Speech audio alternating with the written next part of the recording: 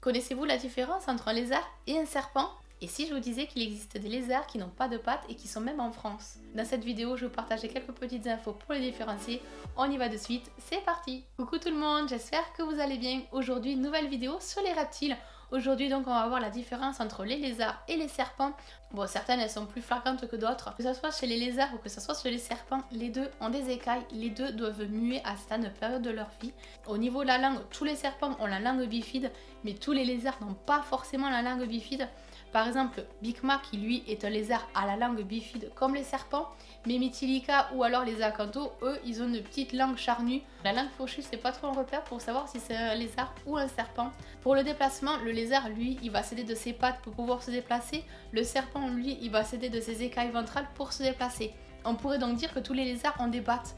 Mais non, il existe des lézards qui n'ont pas de pattes. Ils peuvent se déplacer exactement comme les serpents, mais ils sont vraiment sous la classification des lézards. Mais au niveau des distinctions, par exemple au niveau de la gueule, les serpents n'ont pas d'oreilles alors que les lézards, oui. On a pu voir que chez Mytilica, ils ont un trou pour les oreilles.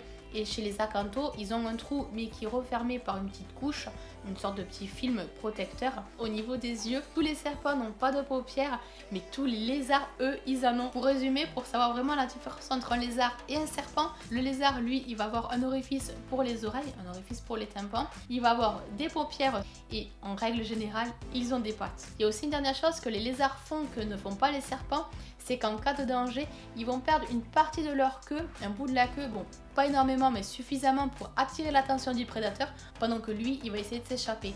Alors, c'est vrai que sur les Acanthos ou sur Mytilica, je n'ai pas testé et je ne sais pas du tout, mais dans la logique des choses, oui, ils pourraient le faire.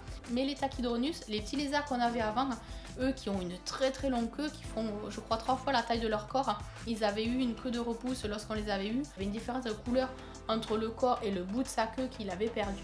Donc oui, ça repousse, mais le truc c'est qu'ils ne vont pas reprendre la couleur d'origine de l'animal, il y aura la démarcation. Elle ne sera pas à l'identique de l'ancienne et on va voir en fonction des individus si oui ou non il a la queue d'origine ou la queue de repousse.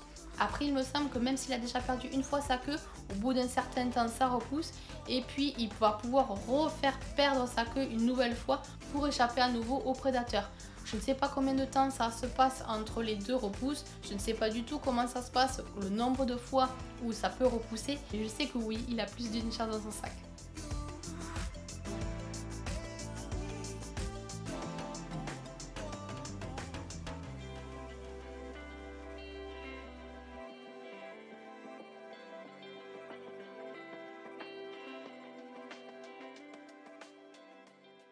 Bon ben voilà, cette vidéo est à présent terminée, j'espère qu'elle vous aura plu, que vous aurez passé un agréable moment.